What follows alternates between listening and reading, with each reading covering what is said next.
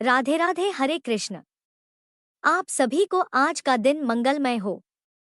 आज 10 जनवरी शनिवार है। माघ मास के कृष्ण पक्ष की अष्टमी तिथि आज सुबह 8:25 बजे से आरंभ होकर 11 जनवरी रविवार सुबह 10:20 तक रहेगी। आज का ब्रह्मा मुहूर्त प्रातः 5:38 से 6:26 तक रहेगा। सूर्योदय सुबह 7:14 पर और सूर्यास्त शाम 5:54 पर होगा। हस्त नक्षत्र दोपहर 3:39 बजे तक रहेगा। इसके बाद चित्रा नक्षत्र प्रारंभ होगा। आज का राहु काल सुबह 9 से 10:30 बजे तक है। आइए प्रतिदिन की परंपरा अनुसार अब हम सीता नित्यनेम की पावन कथा का श्रवण करें। यह वही कथा है जिसे माता सीता स्वयं सुनाया करती थी और प्रभु श्रीराम प्रेमपूर्वक सुना करते थे। एक दिन श्री राम भगवान को किसी काम के लिए बाहर जाना पड़ा, तो सीता माता कहने लगी कि भगवान मेरा तो 12 वर्ष का नित्यनेम है। अब आप बाहर जाएंगे तो मैं अपनी कहानी किसे सुनाऊंगी? तब श्री राम ने कहा कि सीते आप कुएं की पाल पर जाकर बैठ जाना और वहां पर जो भी औरतें पानी भरने आएंगी उन्हें अपनी कहानी सुना दिया करना। सीता माता कुएं की पाल पर जाकर बैठ गई। तभी एक स्त्री आई।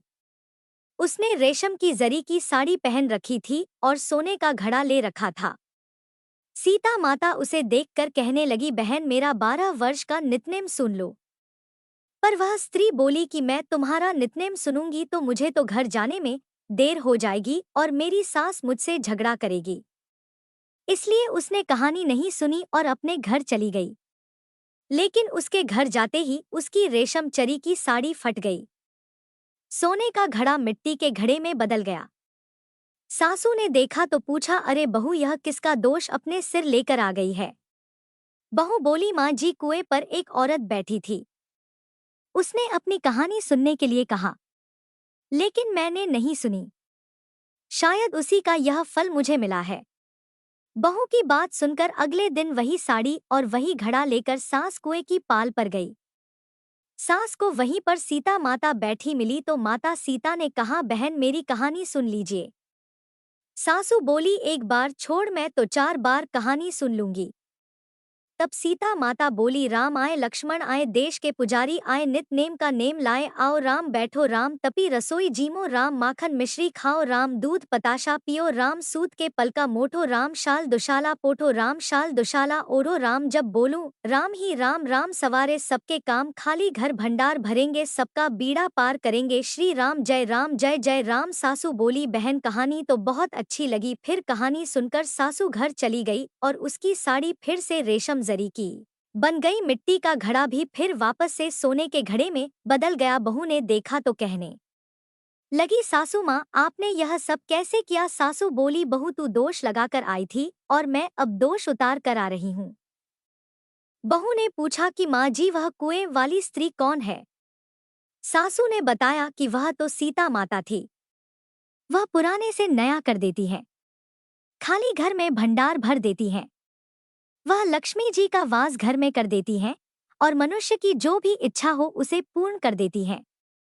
बहू बोली, माँ जी फिर तो ऐसी कहानी मुझे भी सुना दो। सास बोली कि ठीक है तुम भी सुनो। फिर सास ने कहानी शुरू की।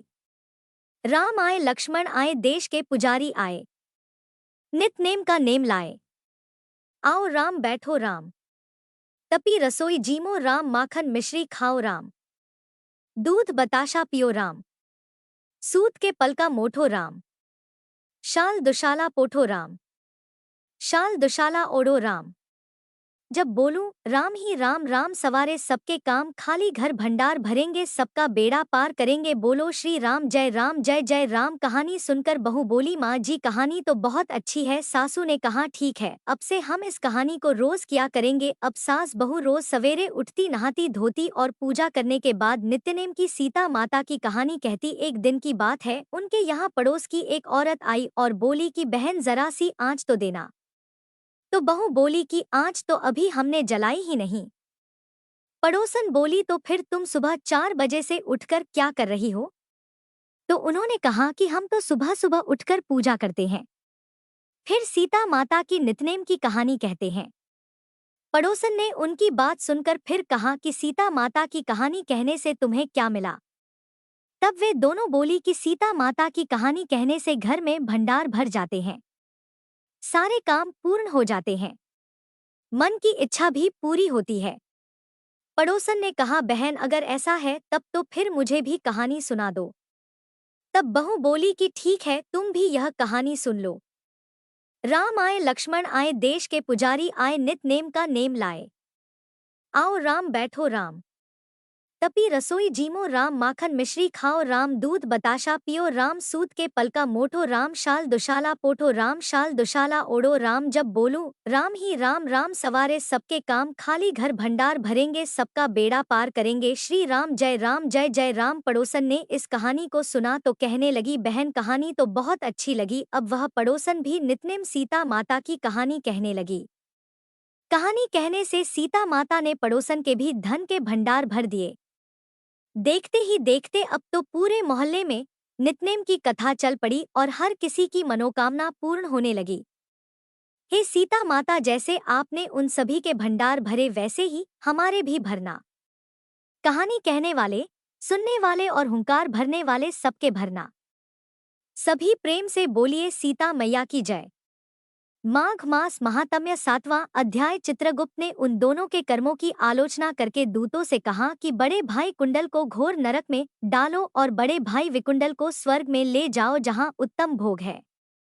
तब एक दूत तो कुंडल को नरक में फेंकने के लिए लेकर गया और दूसरा दूत बड़ी नम्रता से कहने लगा कि हे विकुंडल, चलो तुम अच्छे कर्मों से स्वर्ग को प्राप्त होकर अनेक प्रकार के भोगों को भोगो। तब विकुंडल बड़े आश्चर्य के साथ और मन में संशय रखकर दूतों से कहने लगा, हे यमदूत, मेरे मन में बड़ी भारी शंका उत्पन्न हो गई है, इसलिए मैं तुमसे कुछ पूछता हूँ। कृपा करके मेरे प्रश्नों का उत्तर। तो हम दोनों भाई एक ही कुल में उत्पन्न हुए, एक ही जैसे कर्म करते रहे।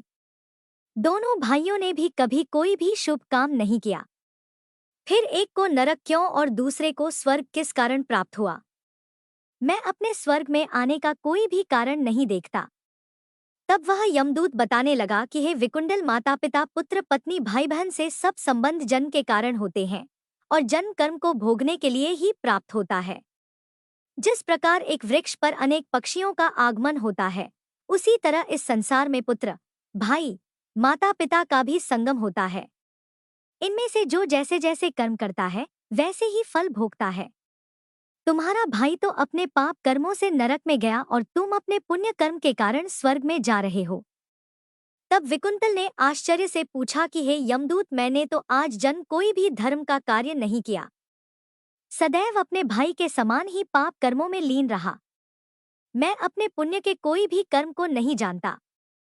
यदि तुम मेरे पुण्य के कर्म को जानते हो तो कृपा करके बताओ। तब देवदूत कहने लगा कि मैं सब प्राणियों को भलीभांति जानता हूँ, तुम नहीं जानते।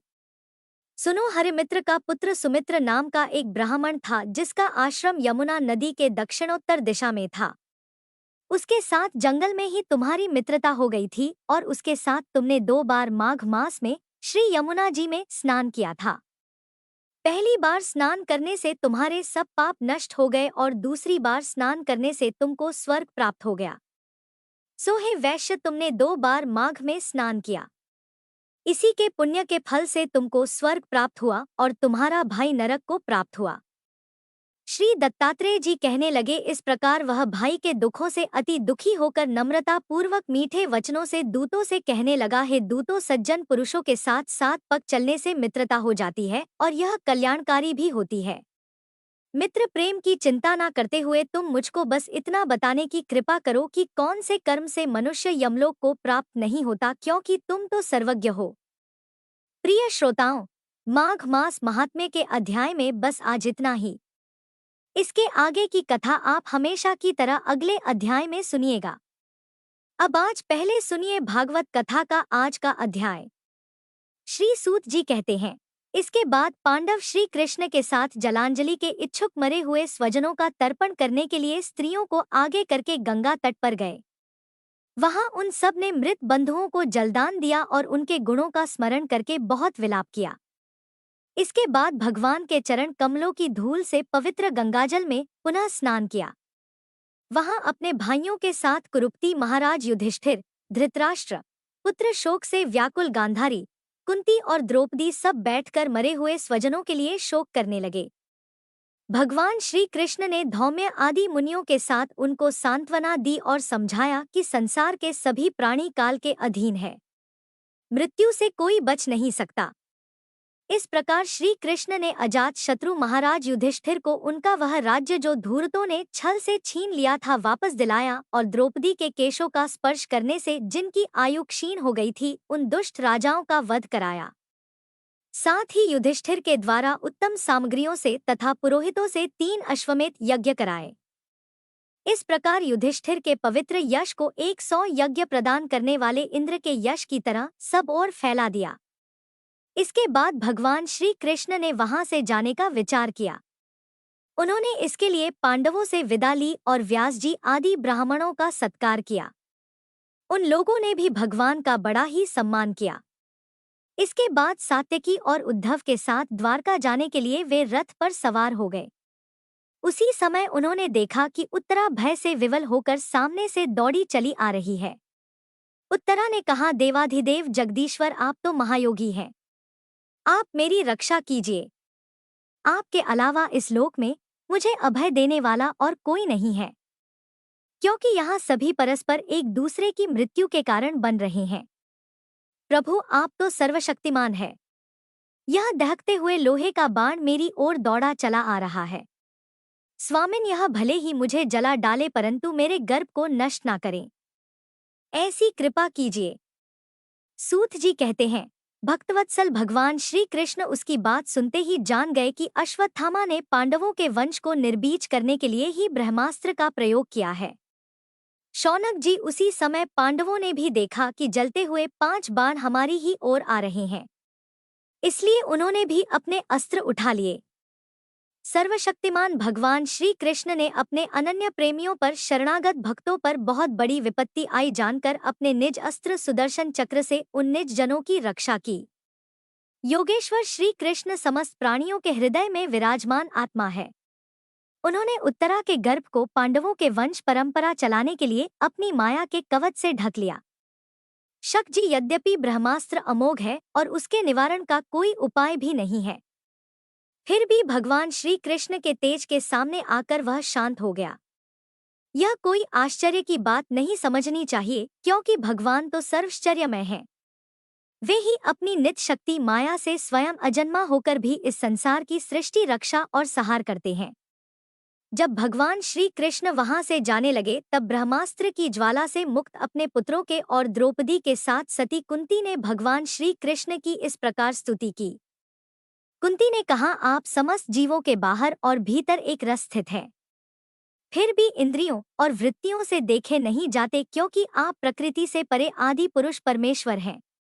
मैं आपको नमस्कार करती हूँ। इंद्रियों से जो कुछ जाना जाता है उसकी तह में आप विद्यमान रहते हैं और अपनी ही माया के पर्दे से अपने को ढके रहते हैं। मैं अबोध नारी आप अविनाशी पुरुषोत्तम को भला कैसे जान सकती हूँ। जैसे मूढ़ लोग दूसरा भेष धारण किए हुए नट को प्रत्यक्ष देखकर भी नहीं पहचान पाते, वैसे ही आप दिखते हुए भी नहीं दिखते। आप शुद्ध हृदय वाले विचारशील जीवन मुक्त परमहंसों के हृदय में अपनी प्रेममय भक्ति का सृजन करने के लिए अवतीर्ण हुए हैं। फिर हम अल्प बुद्धि स्त्रियां आपको कैसे पहचान सकती हैं। आप श्री कृष्ण वासुदेव देवकी नंदन नंदगोप के लाडले लाल गोविंद को हम सबका बारंबार प्रणाम है, जिनकी नाभि से ब्रह्मा जी का जन्म स्थान कमल प्रकट हुआ है, जो सुंदर कमलों की माला धारण करते हैं, जिनके नेत्र कमल के समान विशाल और कोमल है, जिनके चरण कमलों में कमल का चिन्ह है। श्री कृष्ण, ऐसे आपको मेरा बारंबार नमस्कार है।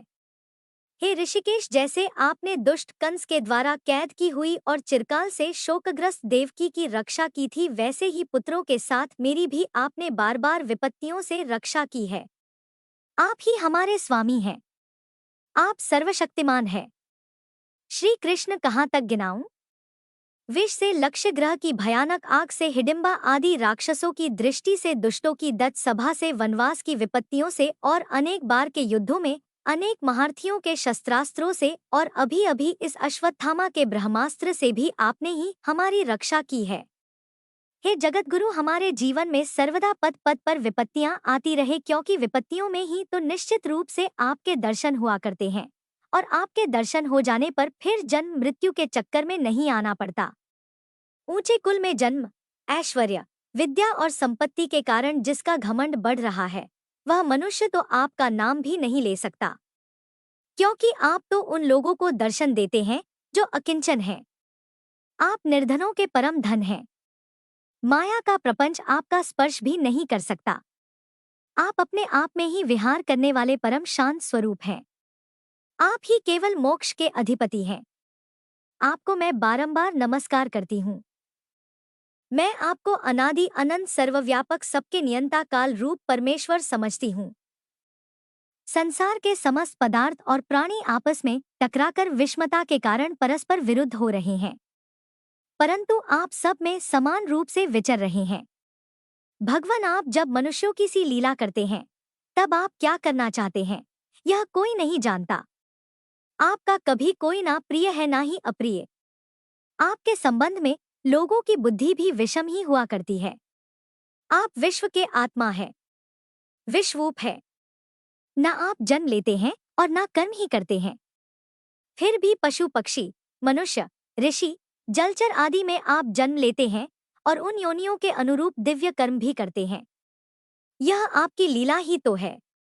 जब बचपन में आपने दूध की मटकी फोड़कर यशोदा मैया को खिंचा दिया था और उन्होंने आपको बांधने के लिए हाथ में रस्सी ले ली थी, तब आपकी आंखों में आंसू छलक आए थे। काजल कपोलों पर बह चला था। नेत्र चंचल हो रहे थे और भय की भावना से आपने अपने मुख को नीचे की ओर झुका लिया था। आपकी उस दशा का लीला छवि का ध्यान करके मैं मोहित हो जाती हूँ। भला जिससे भय भी भय खाता हो, उसकी यह दशा आपने अजन्मा होकर भी जन्म क्यों लिया है? इसका कारण बतलाते हुए कोई कोई महापुरुष तो यूँ कहते हैं कि जैसे मलयाचल की कीर्ति का विस्तार करने के लिए उसमें चंदन प्रकट होता है, वैसे ही अपने प्रिय भक्त पुण्य श्लोक राजा यदु की कीर्ति का विस्तार करने के लिए ही आपने उनके वंश में अवतार ग्रहण किया है। दूसरे लोग तो यूँ कहते हैं कि वासुदेव और देवकी ने पूर्व जन्म में सुतपा और कृष्ण के रूप में आपसे यही वरदान प्राप्त किया था, इसलिए आप अजन्मा होते हुए भी जगत के कल्याण और दैत्यों के नाश के लिए उनके पुत्र बने हैं। कुछ और लोग तो इस प्रकार कहते हैं कि यह पृथ्वी दैत्यों के अत्यंत भार से समुद्र में डूबते हुए जहाज की तरह डगमगा रही थी, पीड़ित हो रही थी। तब ब्रह्मा जी की प्रार्थना से उसका भार उतारने के लिए आप प्रकट हुए थे। कोई महापुरुष यूँ कहते हैं कि जो लोग इस संसार में अज्ञान, कामना और कर्मों के बंधन में जकड़े हुए पीड़ित हो रहे हैं, उन लोगों के लिए श्रवण और स्मरण करने योग्य लीला करने के विचार से ही आपने अवतार ग्रहण किया है। भक्तजन बार बार आपके चरित्र का श्रवण, गान, कीर्तन और स्मरण करके आनंदित होते रहते हैं। वे ही बिना देरी किए आपके उस चरण कमल का दर्शन कर पाते हैं, जो जन्म मृत्यु के प्रवाह को हमेशा हमेशा के लिए रोक देता है। हे भक्तवत्सल प्रभु, क्या अब आप अपने आश्रित और संबंधी हम लोगों को छोड़कर जाना चाहते हैं? आप तो जानते हैं कि आपके चरण कमलों के अतिरिक्त हमें और किसी का सहारा नहीं है। पृथ्वी के राजाओं के तो हम यूं ही विरोधी हो गए हैं। जैसे जीव के बिना इंद्रियां शक्तिहीन हो जाती हैं, वैसे ही आपके दर्शन बिना यदुवंशियों के और हमारे पुत्र पांडवों के नाम तथा रूप का अस्तित्व ही भला क्या रह जाता है। गदाधर, आपके विलक्षण चरण चिन्हों से चिन्हित ये कुरु जांगल देश की भूमि आज जैसी शोभायमान हो रही है, वैसी आपके चले जाने के बाद नहीं रहेगी। आपकी दृष्टि के प्रभाव से ही यह देश पकी हुई फसल तथा लता वृक्षों से समृद्ध हो रहा है। यह वन, पर्वत, नदी और समुद्र भी आपकी दृष्टि से ही वृद्धि को प्राप्त हो रहे हैं। आप तो विश्व के स्वामी हैं, विश्व के आत्मा है और विश्वरूप है। यदुवंशियों और पांडवों में मेरी बड़ी ममता हो गई है।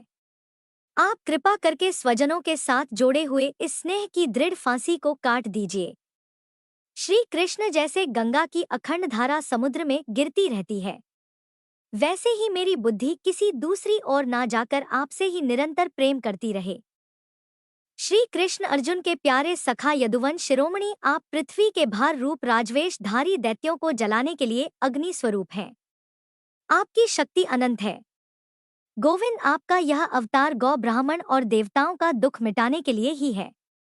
योगेश्वर चराचर के गुरु भगवान, मैं आपको नमस्कार करती हूँ।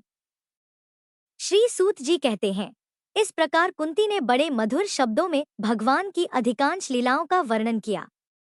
यह सब सुनकर भगवान श्री कृष्ण अपनी माया से उन्हें मोहित करते हुए से मंद मंद मुस्कुराने लगे। उन्होंने कुंती से कह दिया, अच्छा ठीक है, और रथ के स्थान से वे हस्तिनापुर लौट आए। वहां कुंती और सुभद्रा आदि देवियों से विदा लेकर जब वे जाने लगे तब राजा युधिष्ठिर ने बड़े प्रेम से उन्हें रोक लिया। राजा युधिष्ठिर को अपने भाई बंधुओं के मारे जाने का बड़ा शोक हो रहा था। भगवान की लीला का मर्म जानने वाले व्यास आदि महर्षियों ने और स्वयं अद्भुत चरित्र करने वाले भगवान श्री कृष्ण ने भी अनेकों इतिहास कहकर उन्हें समझाने का बहुत प्रयास किया, परंतु उन्हें सांत्वना ही नहीं मिली, ना ही उनका शोक मिटा। हे शौनकादि ऋषियों, धर्मपुत्र राजा युधिष्ठिर की अपने स्वजनों के वध से बड़ी चिंता हुई। वे अविवेक युक्त चित्त से स्नेह और मोह के वश में होकर कहने लगे, भला मुझ दुरात्मा के हृदय में बद्ध मूल हुए इस अज्ञान को तो देखो। मैंने सियार कुत्तों के आहार इस अनात्मा शरीर के लिए अनेक अक्षौहिणी सेना को मार डाला। मैंने बालक, ब्राह्मण, संबंधी, मित्र, चाचा, ताऊ, भाई, बंधु और गुरुजनों से द्रोह किया है। करोड़ों वर्षों में भी नरक से मेरा छुटकारा नहीं होने वाला। यद्यपि शास्त्र का वचन है कि राजा यदि प्रजा का पालन करने के लिए धर्म युद्ध में शत्रुओं को मारे तो उसे पाप नहीं लगता, फिर भी मुझे इससे संतोष नहीं होता। स्त्रियों के पति और भाई बंधुओं को मारने से उनका मेरे द्वारा यहाँ जो अपराध हुआ है उसका मैं गृहस्थचित यज्ञ यज्ञादियों के द्वारा मार्जन करने में समर्थ नहीं हूँ। जैसे कीचड़ से गंधला जल स्वच्छ नहीं किया जा सकता, मदिरा से मदिरा की अपवित्रता नहीं मिटाई जा सकती, वैसे ही बहुत से हिंसा बहुल्य यज्ञों के द्वारा भी एक भी प्राणी की हत्या का प्रायश्चित नहीं किया जा सकता। सूत जी कहते हैं, इस प्रकार राजा युधिष्ठिर प्रजाद्रोह से भयभीत हो गए। फिर सब धर्मों का ज्ञान प्राप्त करने की इच्छा से उन्होंने कुरुक्षेत्र की यात्रा की, जहां भीष्म पितामह शरशय्या पर पड़े हुए थे। शौनकादि ऋषियों उस समय उन सब भाइयों ने स्वर्ण जटित रथों पर, जिनमें अच्छे अच्छे घोड़े जुते हुए थे, सवार होकर अपने भाई युधिष्ठिर का अनुगमन किया। उनके साथ व्यास जी, धौम्यर मुनि आदि ब्राह्मण भी थे। शौनक जी अर्जुन के साथ भगवान श्री कृष्ण भी रथ पर चढ़कर चले। उन सब भाइयों के साथ महाराज युधिष्ठिर की ऐसी शोभा हुई मानो यक्षों से घिरे हुए स्वयं कुबेर ही जा रहे हो। अपने अनुचरों और भगवान श्री कृष्ण के साथ वहां जाकर पांडवों ने देखा कि भीष्म पितामह स्वर्ग से गिरे हुए देवता के समान पृथ्वी पर पड़े हुए हैं। उन लोगों ने उन्हें प्रणाम किया। शौनक जी उसी समय भरतवंशियों के गौरव रूप भीष्म पितामह को देखने के लिए सभी ब्रह्मऋषि, देवर्षि और राजषि वहां आए। पर्वत, नारद, धौम्य, भगवान व्यास, भारद्वाज, शिष्यों के साथ परशुराम जी, महर्षि कश्यप इत्यादि मुनिगण भी वहां पधारे। भीष्म पितामह धर्म को और देश काल के विभाग को कहाँ किस समय क्या करना चाहिए इस बात को भलीभांति जानते थे। उन्होंने उन बड़भागी ऋषियों को सम्मिलित हुआ देखकर उनका यथायोग्य सत्कार किया। वे भगवान श्री कृष्ण का प्रभाव भी जानते थे, इसलिए उन्होंने अपनी लीला से मनुष्य का वेश धारण करके वहां बैठे हुए तथा जगदीश्वर के रूप में हृदय में विराजमान भगवान श्री कृष्ण की बाहर और भीतर दोनों ही जगह पूजा की। पांडव बड़े विनय और प्रेम के साथ भीष्म पितामह के पास बैठ गए। उन्हें देखकर भीष्म पितामह की आंखें प्रेम के आंसुओं से भर गई। उन्होंने उनसे कहा, धर्मपुत्रों, हाय हाय, यह बड़े कष्ट और अन्याय की बात है कि तुम लोगों को ब्राह्मण धर्म और भगवान के आश्रित रहने पर भी इतने कष्ट के साथ जीना पड़ा जिसके तुम बिल्कुल भी योग्य नहीं थे। अतिरथी पांडु की मृत्यु के समय तुम्हारी अवस्था बहुत छोटी थी।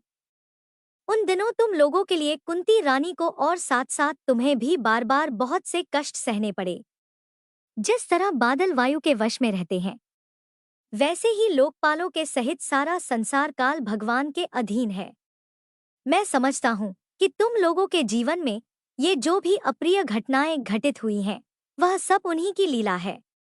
नहीं तो जहाँ साक्षात धर्मपुत्र राजा युधिष्ठिर हो, गदाधारी भीमसेन और धनुर्धारी अर्जुन रक्षा का काम कर रहे हो, गांडीव धनुष हो और स्वयं श्री कृष्ण सुहृद हो, भला वहां भी विपत्तियों की संभावना है।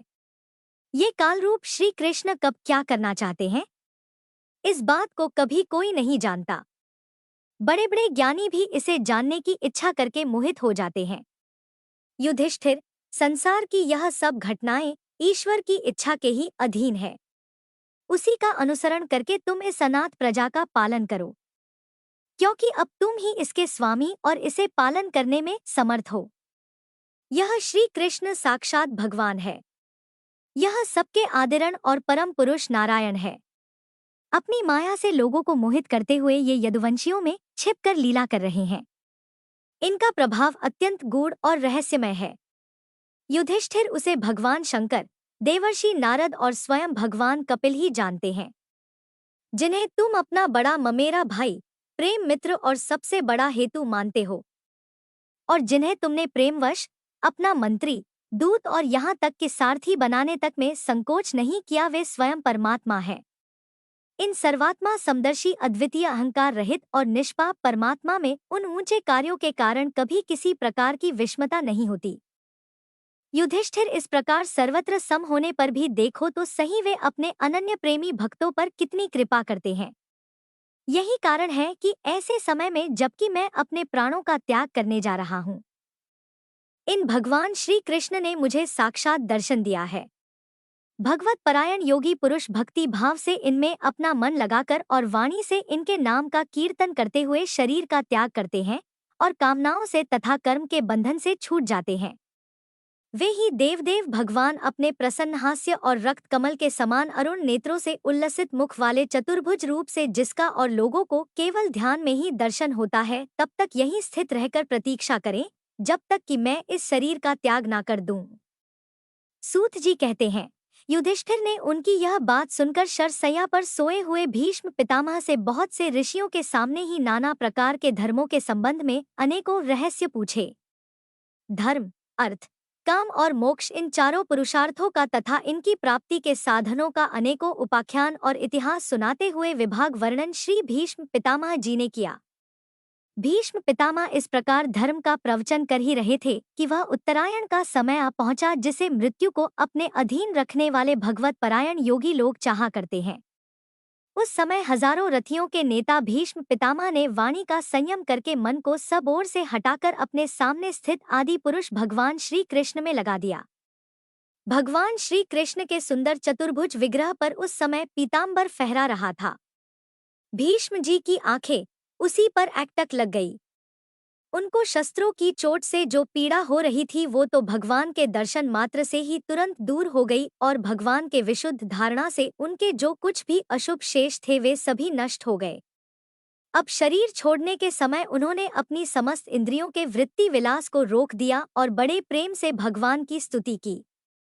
भीष्म जी ने कहा, अब मृत्यु के समय में अपनी यह बुद्धि जो अनेक प्रकार के साधनों का अनुष्ठान करने से अत्यंत शुद्ध और कामना रहित हो गई है, यदुवंश शिरोमणि अनंत भगवान श्री कृष्ण के चरणों में समर्पित करता हूँ, जो सदा सर्वदा अपने आनंदमय स्वरूप में स्थित रहते हुए ही कभी विहार करने की लीला करने की इच्छा से प्रकृति को स्वीकार कर लेते हैं, जिससे यह सृष्टि परंपरा चलती है, जिनका शरीर त्रिभुवन सुंदर और श्याम तमाल के समान सांवला है, जिस पर सूर्य रश्मियों के समान श्रेष्ठ पीतांबर लहराता रहता है और कमल सदृश्य मुख पर घुंघराली अलके लटकती रहती हैं। उन अर्जुन सखा श्री कृष्ण में मेरी निष्कपट प्रीति हो। मुझे युद्ध के समय की उनकी वह विलक्षण छवि याद आती है। उनके मुख पर लहराते हुए घुंघराले बाल घोड़ों की टाप की धूल से मटमैले हो गए थे और पसीने की छोटी छोटी बूंदें शोभायमान हो रही थी। मैं अपने तीखे बाणों से उनकी त्वचा को बीध रहा था। उन सुंदर कवच मंडित भगवान श्री कृष्ण के प्रति मेरा शरीर, अंतःकरण और आत्मा समर्पित हो जाए। अपने मित्र अर्जुन की बात सुनकर जो तुरंत ही पांडव सेना और कौरव सेना के बीच में अपना रथ ले आए और वहां स्थित होकर जिन्होंने अपनी दृष्टि से ही शत्रु पक्ष के सैनिकों की आयु छीन ली, उन पार्थ सखा भगवान श्री कृष्ण में मेरी परम प्रीति हो। अर्जुन ने जब दूर से कौरवों की सेना के मुखिया हम लोगों को देखा तब पाप समझकर वह अपने स्वजनों के वध से विमुख हो गया था। उस समय जिन्होंने गीता के रूप में आत्मविद्या का उपदेश करके उसके साम्यक अज्ञान का नाश कर दिया, उन परम पुरुष भगवान श्री कृष्ण के चरणों में मेरी प्रीति बनी रहे। मैंने तो प्रतिज्ञा कर ली थी कि मैं श्री कृष्ण को शस्त्र ग्रहण कराकर ही छोड़ूंगा। उसे सत्य और ऊंची करने के लिए उन्होंने अपनी शस्त्र ग्रहण न करने की प्रतिज्ञा भी तोड़ दी और उस समय वे रथ से नीचे कूद पड़े और सिंह जैसे हाथी को मारने के लिए उस पर टूट पड़ता है। उस समय वे इतनी तेजी से दौड़े कि उनके कंधे का दुपट्टा गिर गया और पृथ्वी कांपने लगी। मुझ आत्ताई ने तीखे बाण मार मार कर उनके शरीर का कवच तोड़ डाला था, जिससे सारा शरीर लुहलुहान हो रहा था। फिर अर्जुन के रोकने पर वे बलपूर्वक मुझे मारने के लिए मेरी ओर दौड़े आ रहे थे। वे ही भगवान श्री कृष्ण जो ऐसा करते हुए भी मेरे प्रति अनुग्रह और भक्त वत्सलता से परिपूर्ण थे, मेरी एकमात्र गति हो, आश्रय हो। अर्जुन के रथ की रक्षा में सावधान जिन श्री कृष्ण के बाएं हाथ में घोड़ों की रास थी और दाहिने हाथ में चाबुक, इन दोनों की शोभा से उस समय जिनकी अपूर्व छवि बन गई थी तथा महाभारत युद्ध में मरने वाले वीर जिनकी इस छवि का दर्शन करते रहने के कारण सारूप्य मोक्ष को प्राप्त हो गए, उन्हीं पार्थ सारथी भगवान श्री कृष्ण में मुझ मरणासन की परम प्रीति हो, जिनकी लटकीली सुंदर चाल, हाव भाव युक्त चेष्टाएं, मधुर मुस्कान और प्रेम भरी चितवन से अत्यंत सम्मानित गोपियां रास लीला में उनके अंतर्ध्य हो जाने पर प्रेमोन्माद से मतवाली होकर जिनकी लीलाओं का अनुकरण करके तन्मय हो गई थी, वही भगवान श्री कृष्ण में मेरा परम प्रेम हो। जिस समय युधिष्ठिर का राजसूय यज्ञ हो रहा था, मुनियों और बड़े बड़े राजाओं से भरी हुई सभा में सबसे पहले सबकी ओर से इन्हीं सबके दर्शनीय भगवान श्री कृष्ण की मेरी आंखों के सामने ही पूजा हुई थी। वे ही सबके आत्मा प्रभु आज इस मृत्यु के समय मेरे सामने खड़े हैं।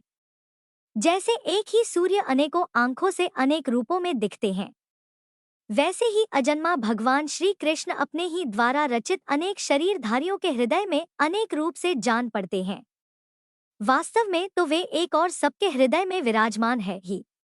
उन भगवान श्री कृष्ण को मैं भेद भ्रम से रहित होकर प्राप्त हो गया हूँ। सूत जी कहते हैं, इस प्रकार भीष्म पितामह ने मन, वाणी और दृष्टि की वृत्तियों से आत्मस्वरूप भगवान श्री कृष्ण में अपने आप को लीन कर दिया। उनके प्राण वहीं विलीन हो गए और वे शांत हो गए।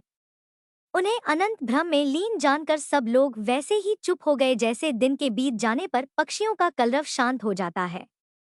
उस समय देवता और मनुष्य नगाड़े बजाने लगे।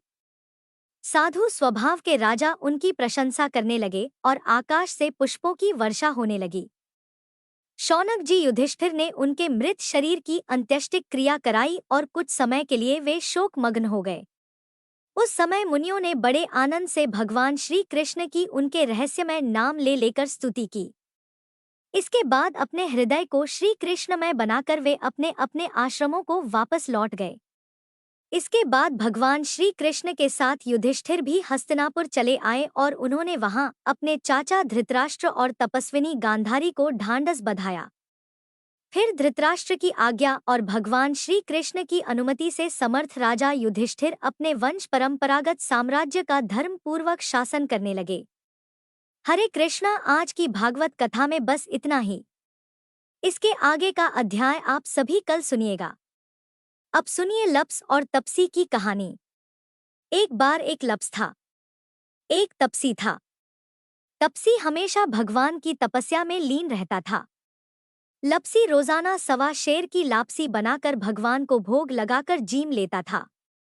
एक दिन वे दोनों आपस में झगड़ा करने लगे। तप्स बोला, मैं रोज भगवान की तपस्या करता हूँ, इसलिए मैं बड़ा हूँ।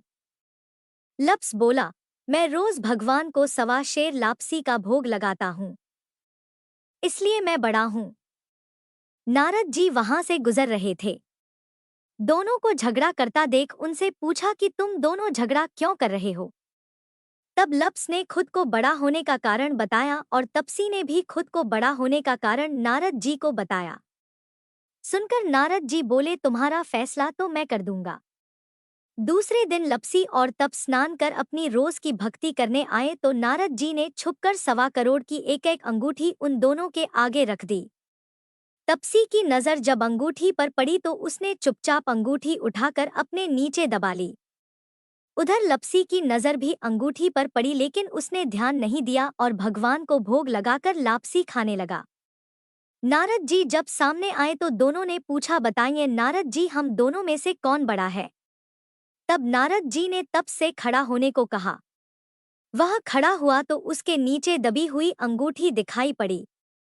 नारद जी ने तप से कहा, तपस्या करने के बाद भी तुम्हारी चोरी करने की आदत नहीं गई, इसलिए लप्स बड़ा है और तुम्हें तुम्हारी तपस्या का भी कोई फल नहीं मिलेगा।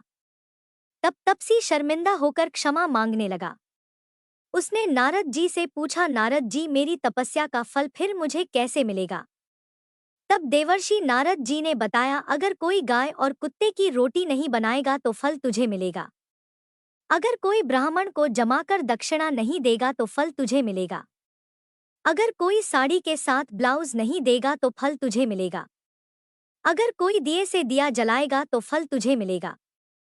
अगर कोई सारी कहानी सुने लेकिन तुम्हारी कहानी ना सुने तो फल तुझे मिलेगा। उसी दिन से हर व्रत कथा और कहानी के साथ लपसी तपसी की कहानी भी सुनी और कही जाती है। कृपया इस पावन कथा को अंत तक सुने। प्रभु श्रीराम और माता सीता की कृपा आप सभी पर बनी रहे। वीडियो पसंद आए तो लाइक करें, साझा करें और चैनल को सब्सक्राइब करना न भूलें। राधे राधे, हरे कृष्ण।